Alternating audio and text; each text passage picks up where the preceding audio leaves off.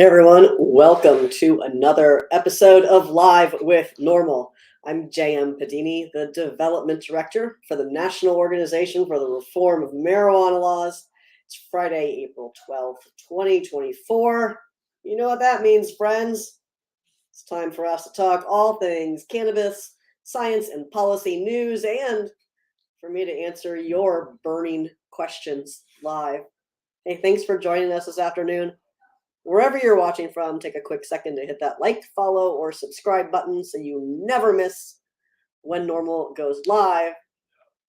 And then, hey, drop a note in the comments and let me know where you're watching from. Let's see who's here. Hey, Heather in Kentucky. You got a question right out of the gate. I love it. Heather asks, what's going on with Kentucky? Is it going legal or not? I'm going to go with or not. So what is going to be legal or is on its way to being legal in Kentucky is medical cannabis.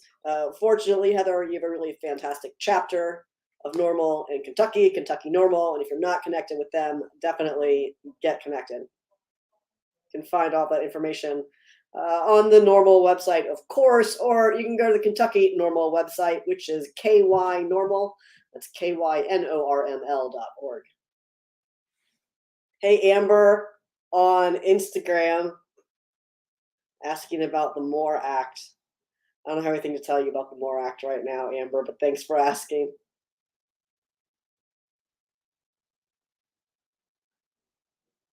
Oh, and Amber, you're from Virginia. I love that. Thanks for letting me know. We're definitely going to talk about Virginia.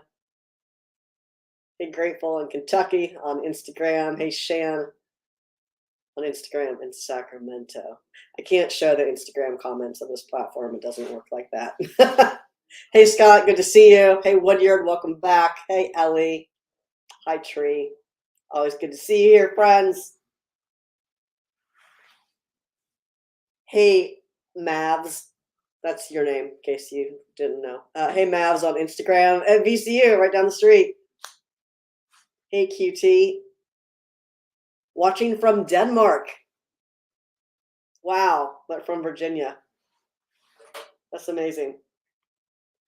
Hey, Coquito on Instagram asking about medical cannabis employment protections in Virginia. We're going to talk about that in just a hot second.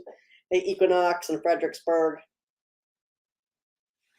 Hey, Jay on Instagram in Virginia. And The Bird from Eastern North Carolina. Hey, The Bearded Vinyl asking about Pennsylvania adult use. No more action to report at the moment, but check out our action alerts on the NORML Act page at normal.org/act and make sure you're writing your state representatives in support of legalization in Pennsylvania. Someone's watching from Nepal, but from Falls Church. Is everyone in Virginia traveling right now? It's amazing. Hey, Mams, welcome back. Hey, Kelly in Jefferson City. Hi, Carrie. Good to see you, friend. All right, let's get into some news. A couple of you asked about Virginia stuff, and boy, it would have been great if I'd had this little blurb, but I don't. So I'm just going to do it the hard way. Okay, so the last day for Virginia's governor to act on pending legislation was Monday at 11:59 p.m. Look up for a minute. It was, I don't know why I'm second guessing myself, but it was Monday at 11:59 p.m. And he did. Well, sort of. So at 11:59, we were all sitting there hitting refresh.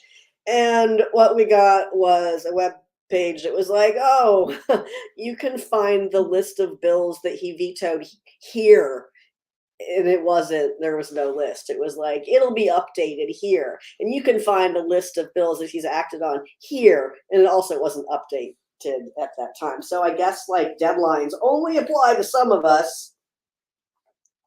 Anyhow, not only did I stay up very late to see what bills got signed and what bills got vetoed. So did a number of you all, because we got emails after midnight from public sector employees. So people who were employed by the state, by cities and towns, local governments, things like that, firefighters, teachers. We got multiple emails that night from public employees who were overjoyed that the governor did approve the 2 employment protections bills.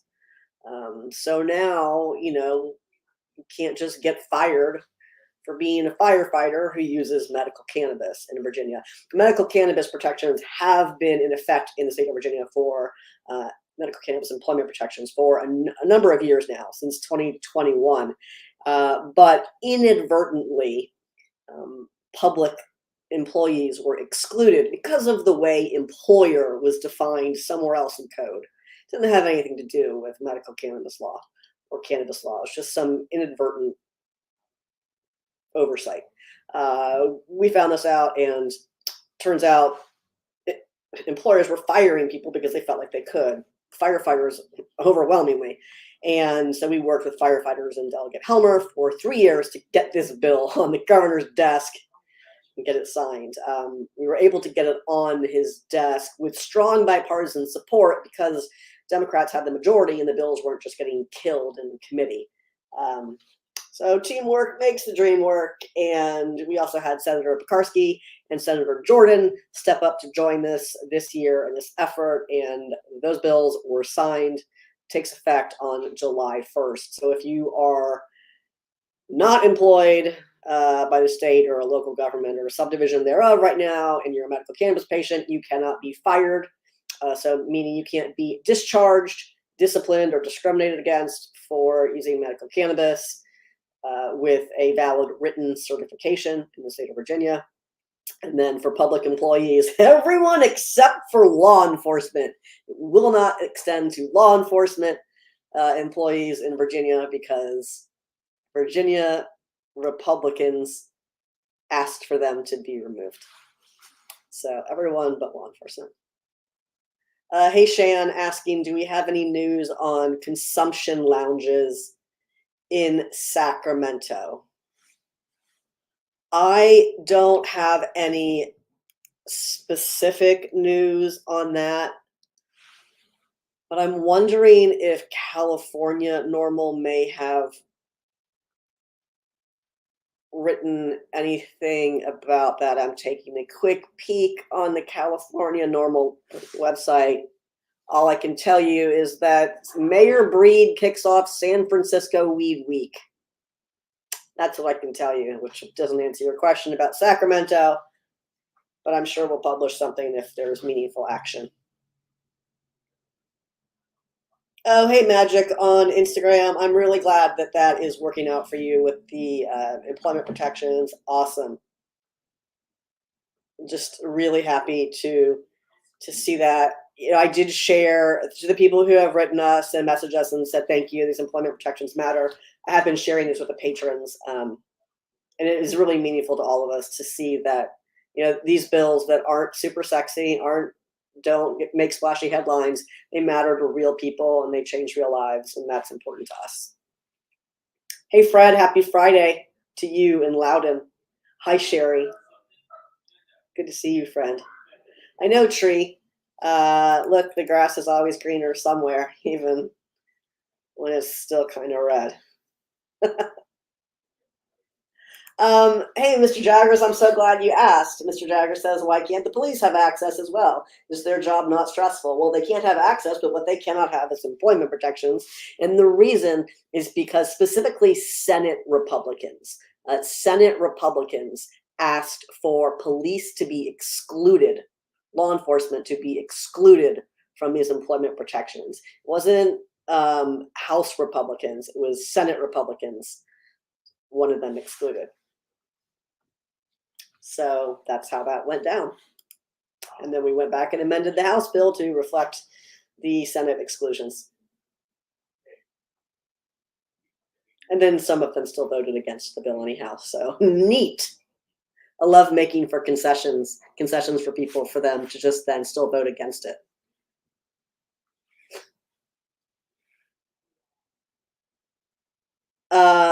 Hey, Scott. Scott's asking about Virginia again. Youngkin said he would veto the expansion of adult use retail.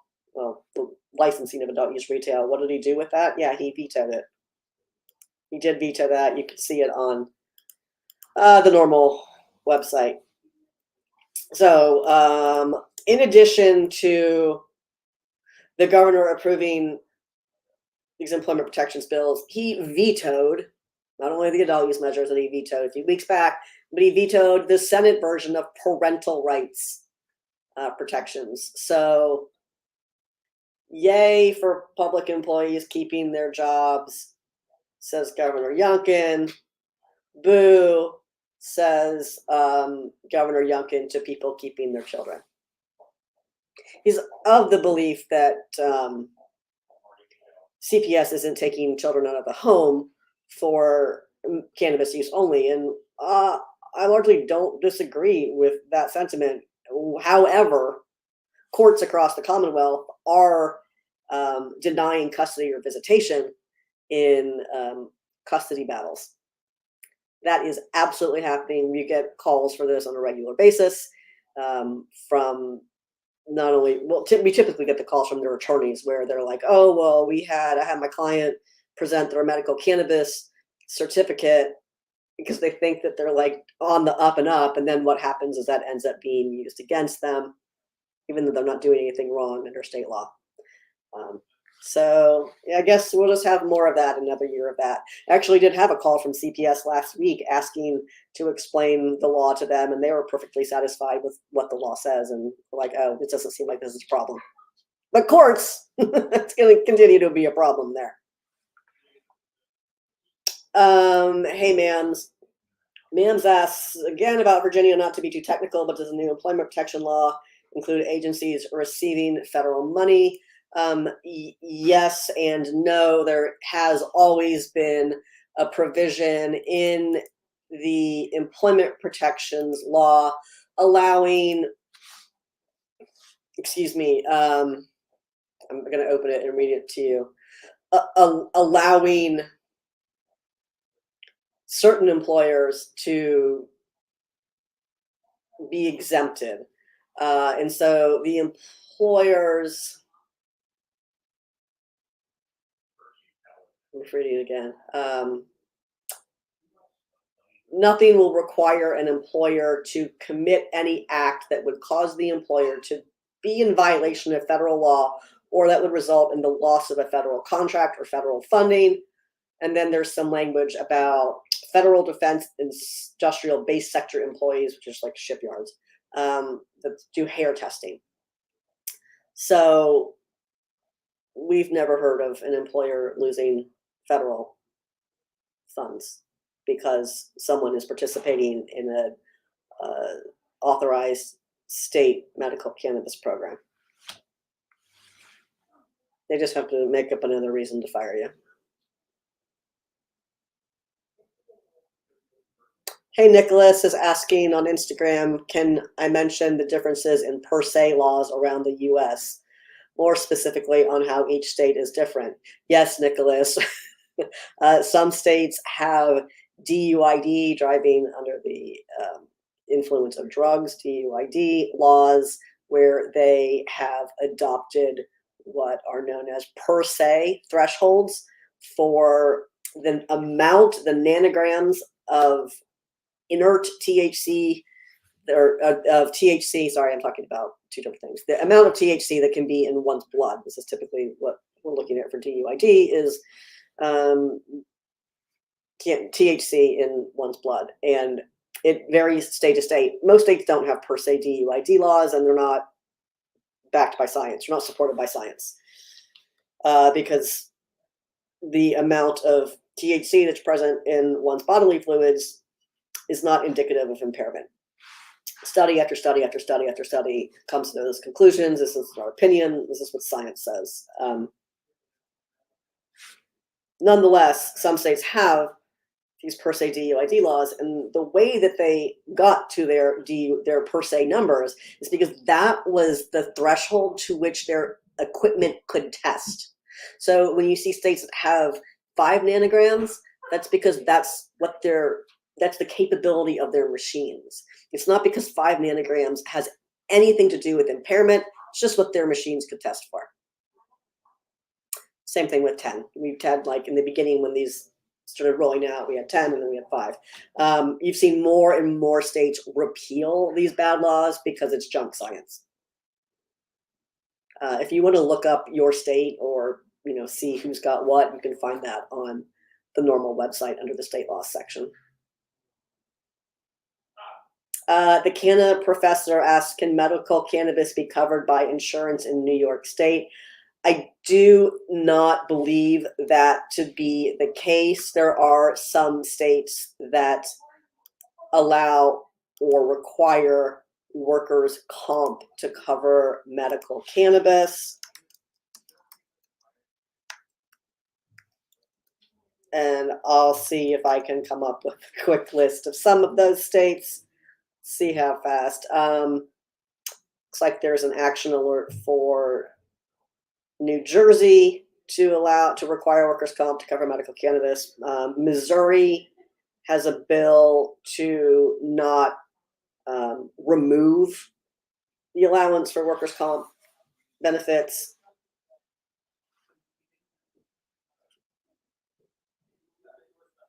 Pennsylvania courts ruled that medical cannabis costs should be reimbursed by workers' comp.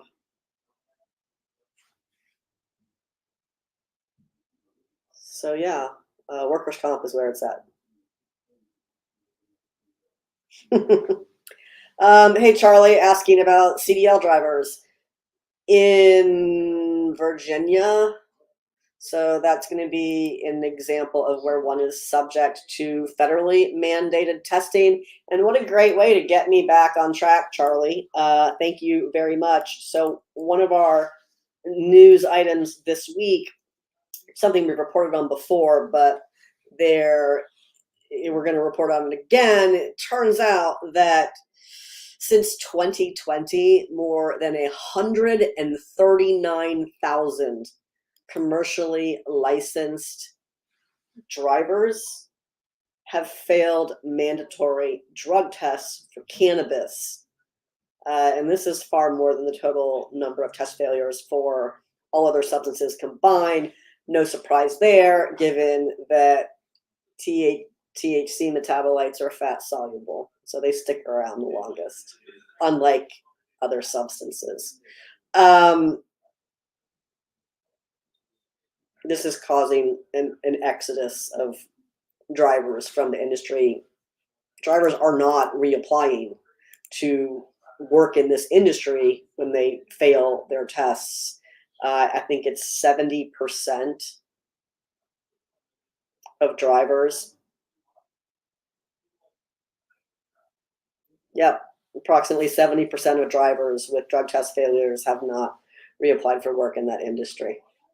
So they're still subject to those federal regulations.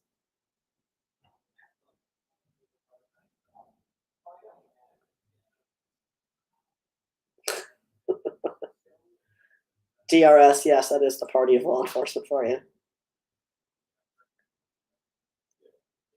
Hey, Ryan. Good to see you. Hey, Banks. Banks is asking, do you think that Virginia will adopt seed-to-sale tracking to regulate commercial licenses in the near future? Yes, there's a request for applications right now out. You can see it on the CCA website, the Virginia Cannabis Control Authority website, under the medical cannabis section.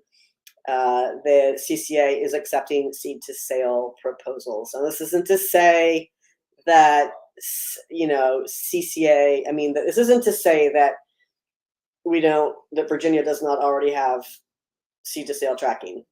They do. It's just not one universally mandated platform. So I've heard some really asinine comments about that.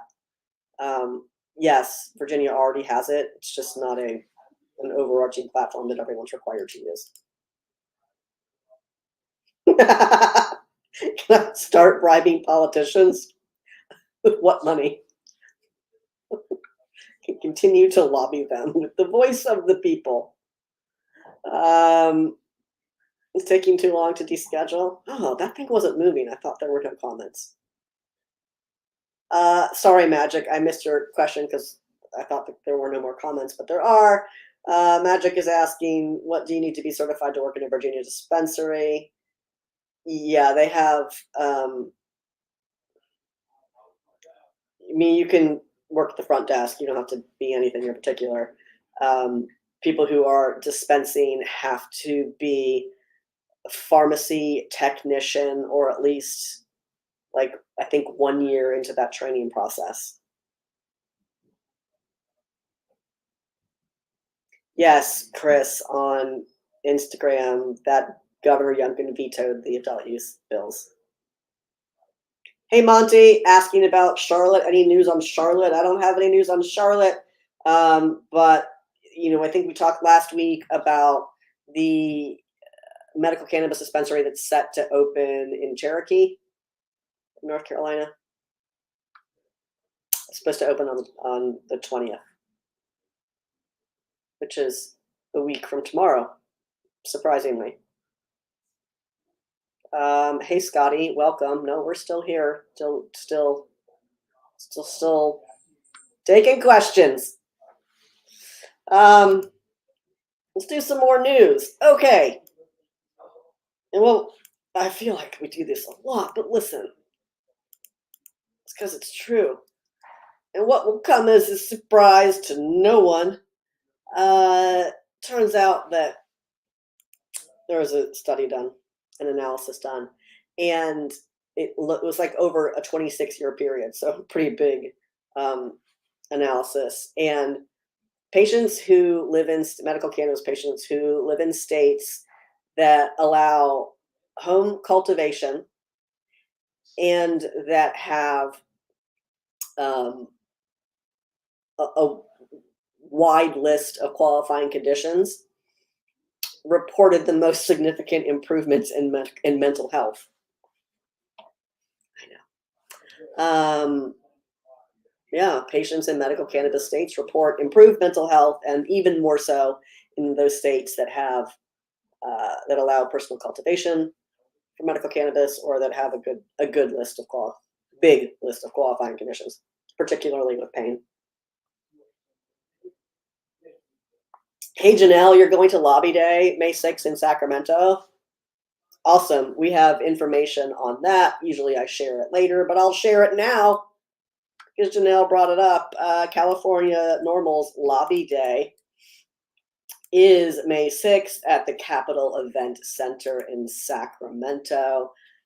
Be sure you register in advance. I'm going to very carefully try to post this on Instagram. This is for California. There you go.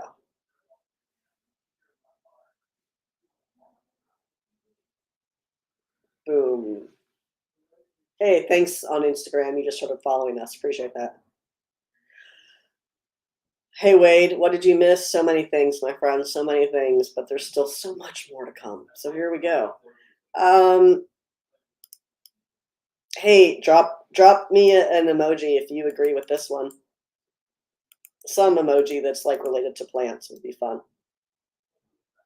So there was a poll done, and 60% of US adults believe that they should be able to legally cultivate cannabis for their own use at home. Shocking, I know.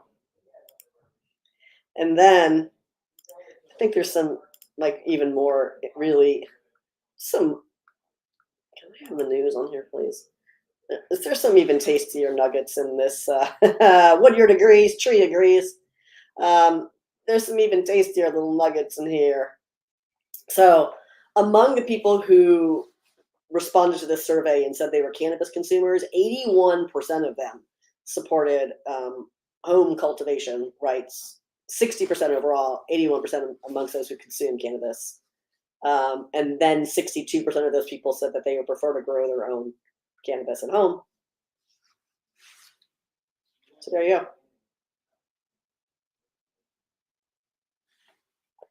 There you go, friends. Thank you, Brandon, for the farmer emoji. Love it.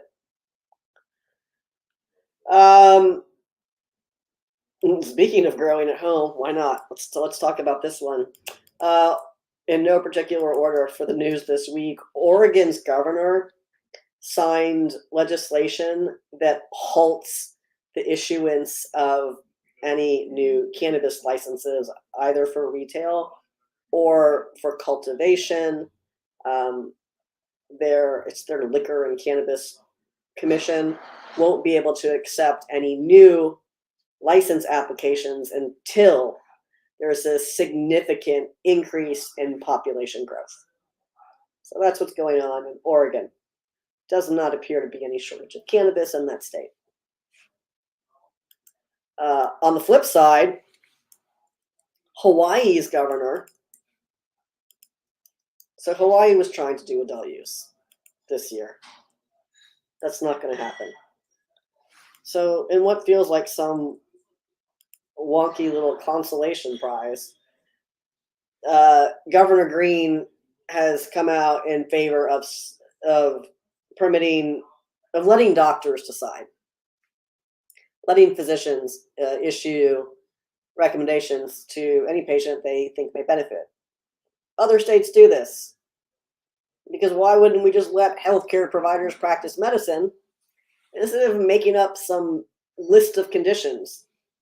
It says yes for you, but no. Like, I don't know about you, but my physician is not calling my state senator to ask them, hey, is this the right prescription?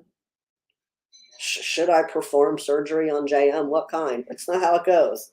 My healthcare providers make those decisions with me, not with me and my senator and delegate. But for medical cannabis in some states, got your legislators involved. It seems dumb.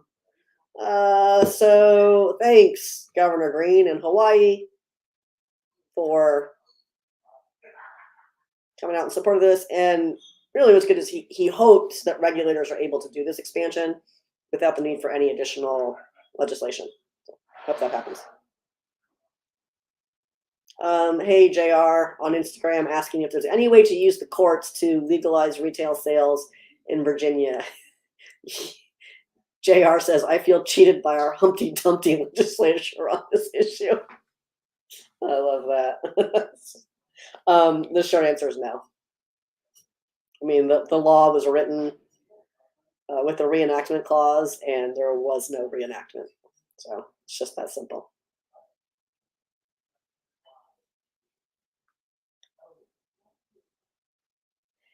Yeah, Ryan says, if we do not set a limit on how many business licenses to give out, then we will have more dispensaries than needed. So, right, states should obviously have the authority as to, the saturation of certain businesses. But if you're, a state like Virginia where you have a legislative session every year, then your number doesn't mean anything. Because, you could pass a bill this year that says 5,000 licenses, and you could pass a bill next year that says no 2. And then you can pass a bill, you're just making up you could be making up a, number every year. There were really bad ideas like Ohio a number of years ago, not this legalization effort, the one before.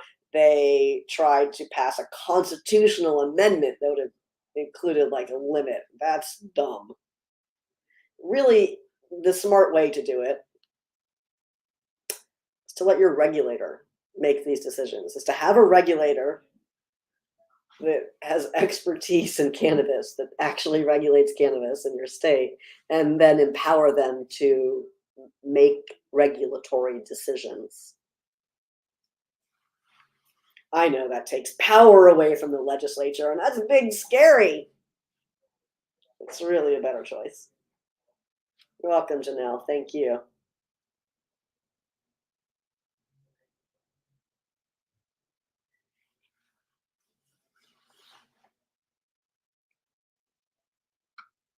Make sure I'm not missing comments. Ryan says we have a better chance of the federal government legalizing retail sales than chance of Governor Youngkin passing it. I mean, he's not going to be in office in 2026, so that's good. I'm very much of the opinion that we could have put the right flavor of bill on Governor Youngkin's desk. We could have put a bill on his desk that he would have signed. But instead of writing good policy that works, that accomplishes the most, given the political landscape, how laws are made, right? This is the reality of how laws are made. Instead, with cannabis, which is somehow super special, we got the stupidest comments this year about, oh well, we don't write bills that for the governor. Well, you just write shitty bills that no one will sign. Oh, that's a super fun way to waste everyone's time and money. What a great idea.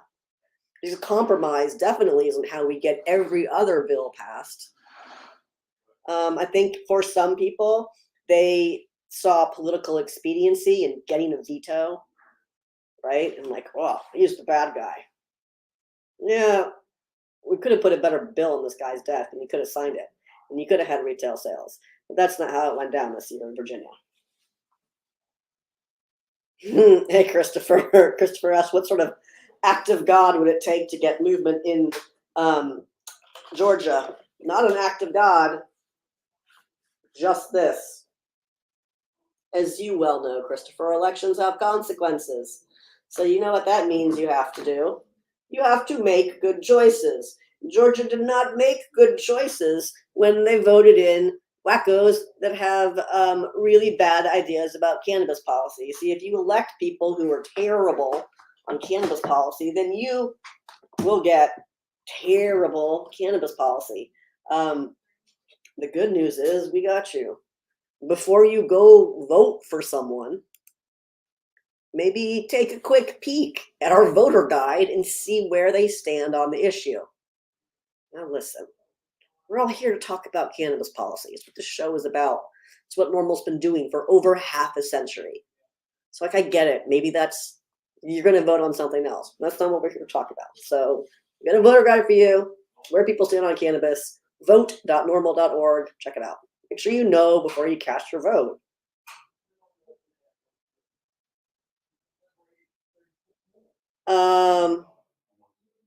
Brandon, I appreciate that you're saying you don't mean to sound condescending, so I'm going to try to answer your question, Brandon, on Instagram, in the most direct way. Could not care less. Do we support a well-regulated medical cannabis program or adult use cannabis program? Absolutely. The end. Who is it? Don't care. NORML's not a business association. They're a dime a dozen. If that's your objective, like super, go find a business association. NORML represents consumers. Consumers should absolutely have a choice. They should have the luxury of choosing between, craft cannabis at a boutique dispensary and like pharmaceuticalized cannabinoids at the drugs at CVS or whatever, and like Marlboro Greens at the big box stores. Like they should absolutely have the luxury of those choices. Cannabis is going to be commodified like everything else in our capitalist society, and that's fine. It is what it is. We're not solving capitalism with weed policy. I think we all can care deeply about creating a just and fair marketplace, and those are great aspirations, but at the end of the day, the work we do is to ensure that consumers have access to cannabis that is safe, legal, convenient, and affordable. That's it. So, more importantly, does the industry, big or small, do they support NORML? Let's ask those questions instead of worrying about what a tiny nonprofit is doing. Like, we change laws so that you don't lose your kids or your job, and in some instances, so you can buy cannabis that's safe, convenient, and affordable, regardless of who it is, big or small company selling it to you. There's no industry without consumers, and so we're here to represent those voices, not big dollars. But we'll take your big dollars and give them to us. We're still only going to fight for consumers. Yes, Brandon, absolutely. Brandon, great. Thank you. I'm glad I answered your question. Cannot say it loudly enough. There is no industry without consumers. I'm almost like, I'm just tired of, like, that's the whole narrative around cannabis is like, oh, who gets a license first or next? How do I get to make a buck off of consumers? You know what? If your consumers are losing their jobs or their housing or their children or they're in jail or they can't get their records cleared, you think they care about buying your product? Let's all care more about what these companies, big or small, are doing to support consumers. What are they doing to support NORML? Not whether or not NORML says, yeah, you're fine. Who cares? Like, you can donate to us just like anybody else. Brandon, yes, the governor of Virginia is absolutely fine with using bills that affect people's livelihoods as bartering chips for political advantages. So are other Republicans in the legislature, and so are Democrats, all day long. All day long.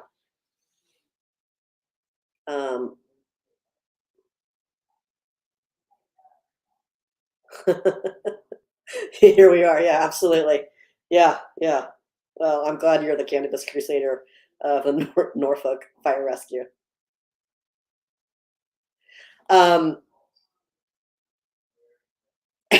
Folly, you know that I love your question. I'm not saying that name because those people are gross. No, they don't publicly disclose it to the best of my knowledge, but it has been unearthed repeatedly. The biggest donors to the biggest prohibitionist organizations are those companies that capitalize on criminalization, namely those who are super preoccupied with liquid gold. That's right, P. They make money on urine testing. Those are the companies we always hear, like, oh, it's big pharma, it's big alcohol, it's big tobacco. It's not. It's not to say that those entities haven't, donated money in some place somewhere about some bill. The primary funding for opposition of this, like, wacko, conspiracy theory, prohibitionist rhetoric. It's not your grandma's weed and people are going to go crazy and murder people and the downfall of society is legalized cannabis. That's urine testing money right there. Thanks for bringing that up, Polly. not. I don't mean Quest Diagnostics. Not like the companies that test your blood. The people that manufacture those tests specifically. How about the governor of Illinois? What about him? How do you feel about him, Laureen? Tell me.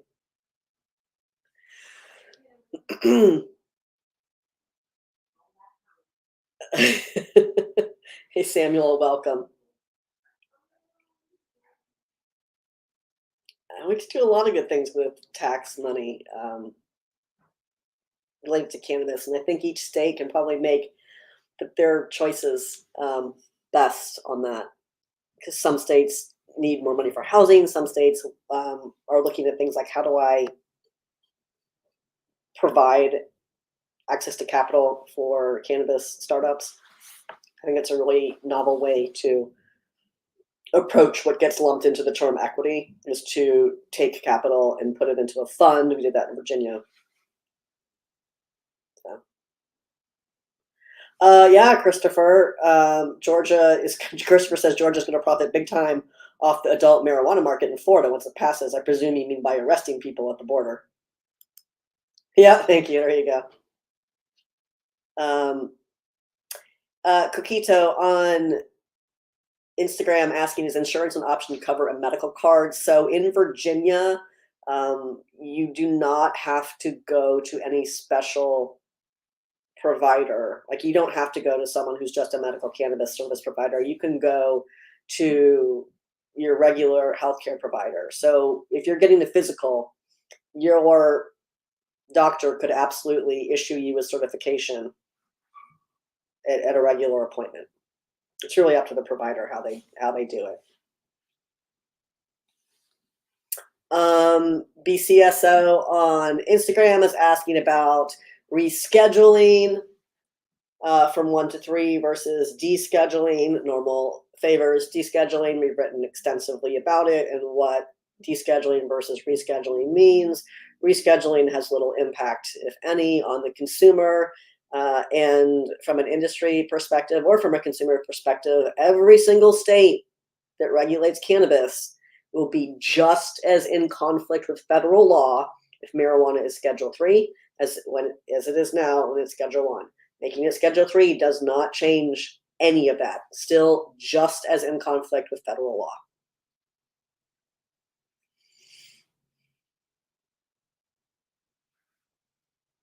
Anything but Schedule 1. I mean, yeah, it's kind of what it is. I think that, it would be a recognition of cannabis's medical utility, but it's not. It really just serves to procrastinate what has to happen, which is Congress passing the bill to remove marijuana from the Controlled Substances Act. That's what has to happen. You'll hear some people talk about that as federal decriminalization. I think you should be using that term. I don't think that's accurate. We don't say alcohol is federally decriminalized. It's also not federal legalization. It's just not a controlled substance at the federal level, and states set their own policies free from federal interference.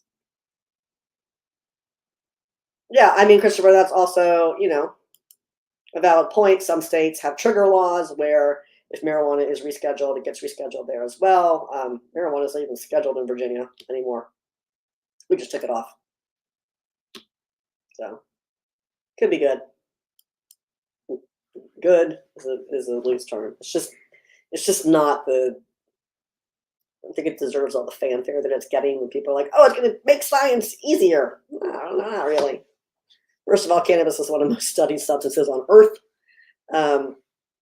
We don't need more science, more research to know the safety profile of cannabis. And if you're talking about are suddenly big companies going to start funneling millions of dollars into clinical trials, of which there are numerous clinical trials on cannabis already. No, they're not going to do that. If it's Schedule 3, it's not, because it's for those clinical trials will be for producing FDA regulated drugs, and that's not going to happen with botanical cannabis. You're not going to buy Schedule 3 prescription botanical cannabis.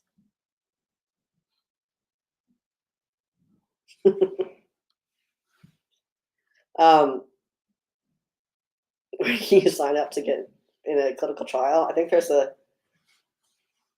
repository for nation's clinical trials somewhere out there. I don't know what it is. Hey, talking about Ohio, since someone asked about Illinois. Sorry, we're going to talk about Ohio though. In Ohio, good news in Ohio. Adult use retail is expected to start ahead of schedule in Ohio. So that's good news. What Ohio is going to do is what literally every single state except for New York and now Virginia has done, and that's to find a way to begin sales at the existing operators as soon as possible. Look, again, from the consumer perspective, because there is no industry without consumers. Imagine, if you will, that marijuana is legal where you live, and there's a dispensary down the street, but you're not allowed to shop there unless you're a patient. Well, if it's legal for adults, then shouldn't they just be able to sell it to you? That makes sense.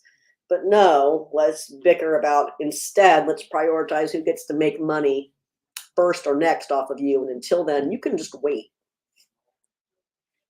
So then you will engage with the illicit market if you can't afford to participate in your state's medical cannabis program. And how's that for public safety? What kind of jacked up priorities are those? Anyhow, rabbit hole.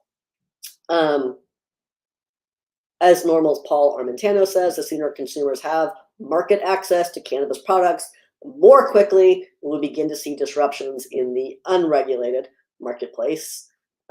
Retailers provide consumers with the option of obtaining lab-tested products in a safe, regulated environment. It's not rocket science. I added that last part. Under this plan in Ohio, existing medical dispensaries will receive dual licensing to sell cannabis to adults by mid-June, which is months ahead of schedule. So good job, Ohio. There's a thing that's Ohio that's good.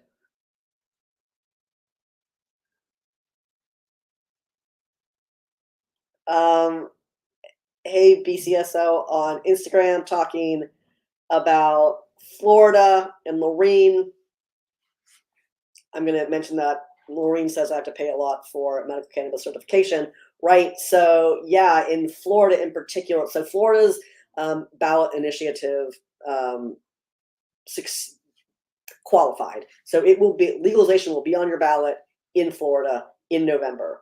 Great news. Requires 60% to pass it because it is a constitutional amendment. Florida is one of those states where there's a medical cannabis program, but it's really cost prohibitive. Patients have to get written certification every 90 days, not every 9 months.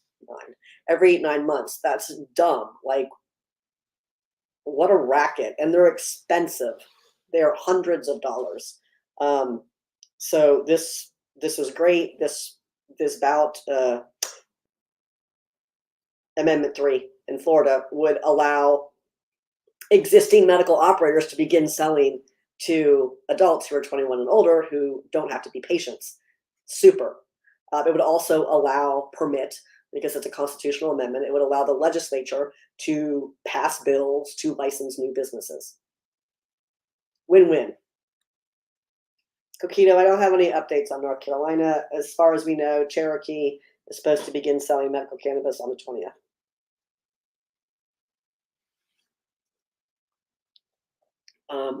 We may have some information next week. We'll see.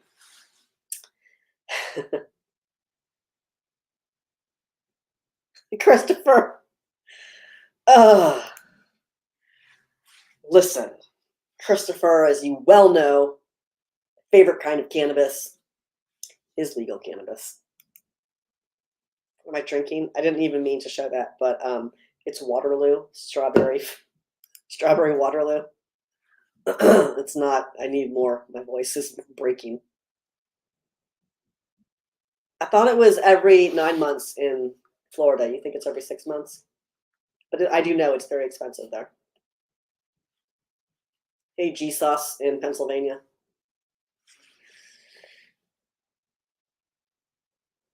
Yeah. I got one more. I have one more newsy news for you, and that is out of Hawaii. This was from earlier in the week. The legislature, I think the House in particular, has advanced a decriminalization measure. There's already decrim in Hawaii, but this would expand decrim, improve it. And so as amended by the House, the bill would decriminalize possession of up to 1 ounce of cannabis, botanical cannabis, and or up to 5 grams of concentrates with a maximum fine of $25.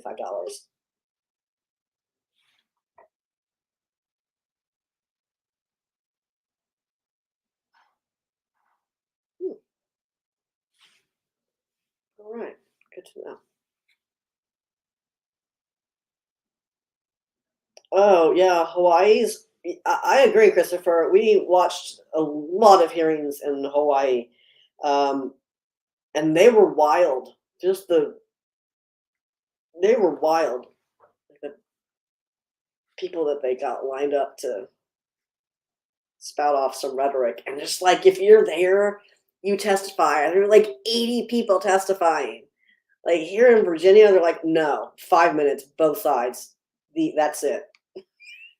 If there's 400 people in the room, 5 minutes each side. That's what we're doing. Not every time, but a lot of times they're just not having it. I'm not mad about that, honestly. Oh. Well, hopefully, Wind. That's what I'm going to call you. Hopefully, Wind. We'll see Amendment 3 pass in November, and then adults will have better access to cannabis in Florida. Wouldn't that be great? Hey, Skyline. Thanks for joining us. We already did all the news. But if you like news, let me tell you about some other places you can get it. Our friends at Suncoast NORML do a show Sundays at 11 a.m. Eastern called The Rotation. You can watch that on their YouTube. Coming up next week. Next week is the week when everybody else remembers that cannabis is a thing. Can't wait to see all the stupid pot puns from lawmakers and the news and the cute ads from BarkBox for their toys that are weed themed. That's the one that I like. And the fast food social media that does that. I like that stuff. But hey, if you're the news or you're a legislator, your puns are stupid.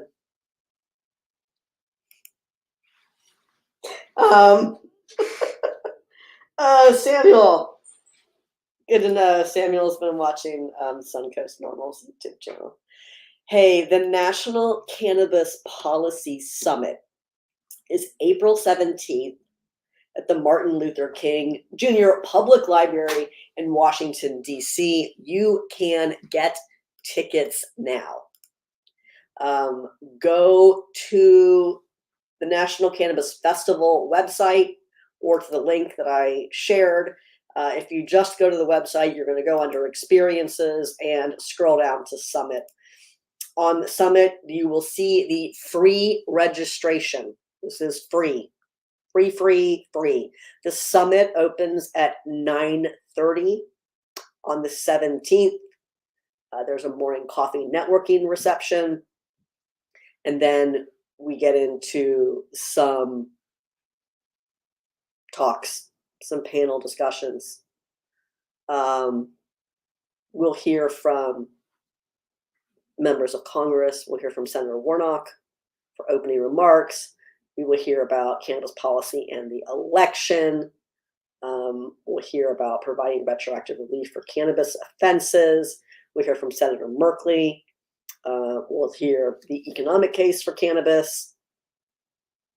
We'll hear about protecting cannabis workers and consumers. We'll hear from Congresswoman Holmes Norton.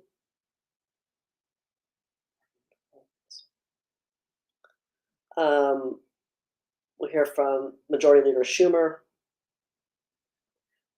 cannabis and immigration reform, interstate commerce and small business, safe banking, Senator Elizabeth Warren, a talk called The United States of Cannabis, and a fireside chat with Congressman Blumenauer and Keith Stroup, the founder of NORML. That's at 5:30. And then at 6 o'clock, there's a meet and greet powered by the Cannabis Regulators of Color Coalition. Hey, so come out. And then at 6:30, there's a documentary screening, Not Your Token. If you're in DC, this is a free event, and you can come see me. I'll be there at the NORML table.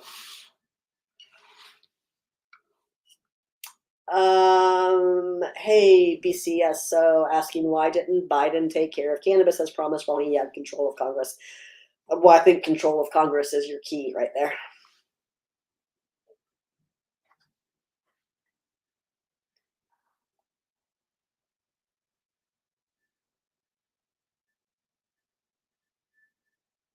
Okay.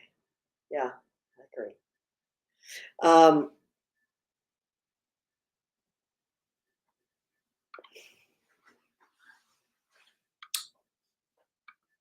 okay. All right. All right.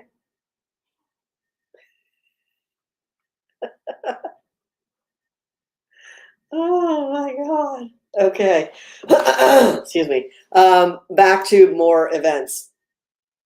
Mm, got a lot of feelings today. If you love the National Cannabis Policy Summit because you're a nerd like me, why wouldn't you? You're gonna really love the National Cannabis Festival. It is now a 2-day event. Congratulations, Caroline. It's a 2-day event. This is April 19th and April 20th at RFK Stadium Festival Grounds in DC. You can get tickets now. Do not wait until that day. Get your tickets now at nationalcannabisfestival.com. Hey, if you're not in DC on 420, but you're in other places, let me tell you about those things next. In Philly, we got you. Our friends at Weeding Out the Stoned will be doing Weeding Out the Stoned 420 edition on April 20th at the Helium Comedy Club in Philadelphia. Weeding Out the Stoned is, of course, the hilarious game show of sobriety tests. The audience, everyone on stage except for one person, is high, and it's up to the audience to figure out who that person is that is not impaired. And then everyone wins sweet, sweet prizes. So check that out. If you're on Instagram, you can find Weeding Out the Stoned on Instagram. And if you're in Kentucky, you can go to the Kentucky NORML 420 Music Fest. Why is this address in here 45 times? It probably doesn't need to be. Let's fix that. It's at White Squirrel Brewery in Bowling Green. There it goes. You can find more information out not only on Kentucky NORML's Instagram, Kentucky NORML's Facebook, Kentucky NORML's website, kynormal.org. Tanya asking about what about Florida? Tanya, so Amendment 3 will be on your ballot in November. Everyone in Florida, yes on 3. It would allow existing operators, meaning medical dispensaries, to begin selling to adults who are 21 and older without having to pay all the exorbitant fees to be a medical cannabis patient in Florida. It would also permit the legislature to pass legislation to license new cannabis businesses. It will greatly reduce tens of arrests in Florida that happen every year. Tens of thousands of arrests happen in Florida every year. And Florida is one of those states that does not accurately report or even report, honestly, their arrests to the FBI like most other states do. So they're kind of tight-lipped on how many people, but we do know it is in the tens of thousands that are being arrested for marijuana in Florida every year. A majority of those, is it a majority? But there's a lot of them are felonies because Florida has some of the strictest cannabis possession laws in the country. The limits where it hits a felony is really low. So let's stop that. Let's let adults have safe access. Let's stop arresting people and giving them felonies for weed. And then let's let the legislature pass bills to license new companies. Sounds good. Sounds better than what y'all got going on down there. There's a really, really expensive medical cannabis program.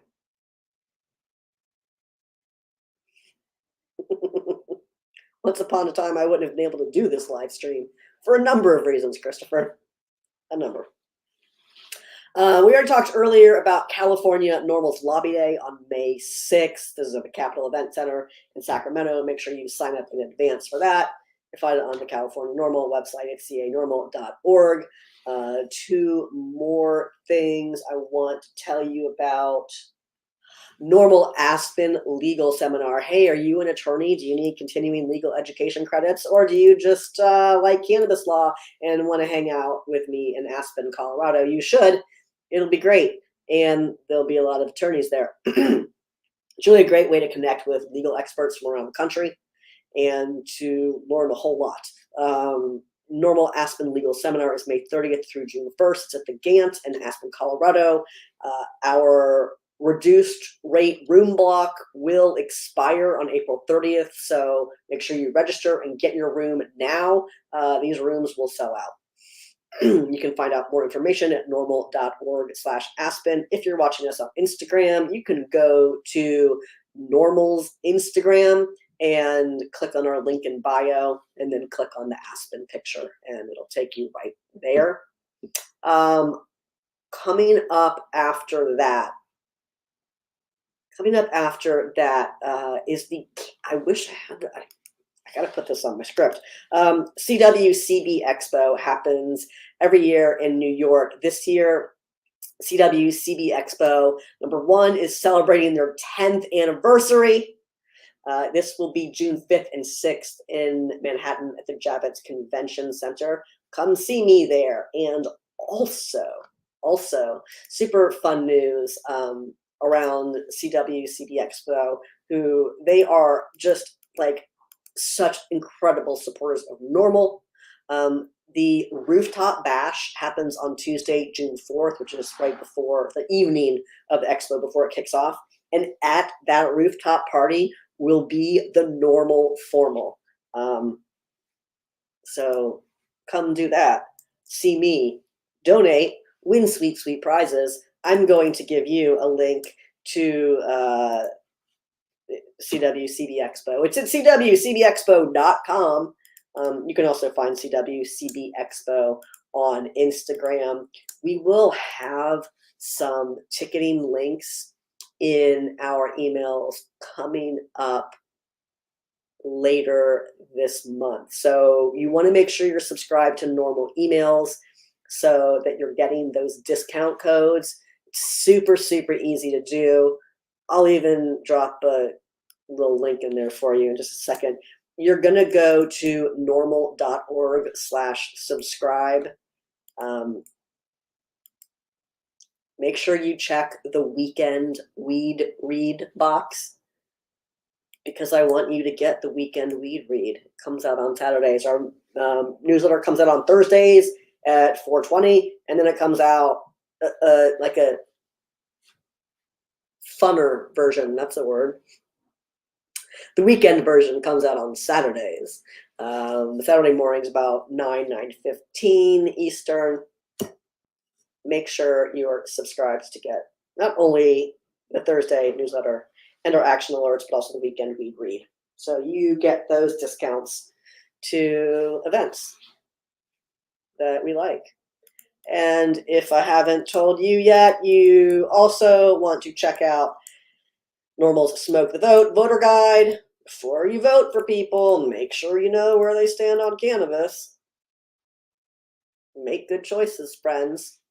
And what's the one last thing I want to tell you all about? I want to tell you two more things. Hey, there is cannabis legislation pending around the country and at the federal level. You should probably take action. We make it super easy for you. You just go to NORML's Take Action Center. It's at norml.org/act. And you can click on your state and see what's pending there, or you can go to the federal action alerts. It's going to take maybe 30 seconds if you're doing it on your phone. If you're doing it on your computer, it's going to take even less time.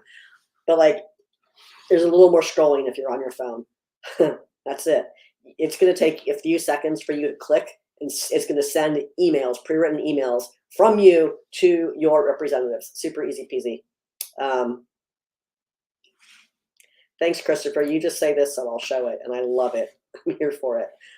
Make sure you visit NORML's Take Action Center and send messages in support of the good bills and opposing the bad bills. One last thing, friends. If you have not yet joined NORML for 2024, I don't know what you're waiting for. And I know a lot of you heard me last time because we had a really big membership shipment for April. They go out the first week of the month. I'm still a little bit in the middle of sending the April batch because I ran out of envelopes. But Alexa told me they were delivered earlier today, so Monday we'll get the rest of those out to you all. But if you don't have your card, it looks like this. It's awesome. How do I not? There we go. No reflection. I would love to send it to you, and literally it will be me personally sending you this card. So go to norml.org/join and join NORML for 2024. All these people that are just joining us now. Oh my God, it's after 5. I didn't even realize that. Okay, this has been fun. What's up? What's the card, Photo Genie? That makes me think of Disney. It's the NORML member card, which is, you have to get it. Like, you gotta join the fight to legalize it. Otherwise, what are we doing? Thank you. Christopher has given everyone permission to take the rest of the day off, including me. So thanks, appreciate it. I'm gonna go home now. Hey, this has been a blast. Thank you, SD on Instagram, who's going to join as soon as this live is over, which is going to happen in just a minute. But before I bid you all a wonderful weekend, please take a second to hit that like, follow, or subscribe button so you never miss when NORML goes live. I try to do this every Friday about 4 o'clock Eastern, though sometimes I have to do other things. Usually I do this, though. This has been fun. I love answering your questions. If I missed your questions, you can just send those to us at norml@norml.org. I will do my best to answer your burning questions. Hey, thanks so much for taking time out of your afternoon to join us, or if you're watching this afterward, thanks for catching up with us. Come join us next time it's live. This has been a blast. I hope to see you back here next time. As always, thanks so much for joining, and I'll see you back here next week. Bye-bye.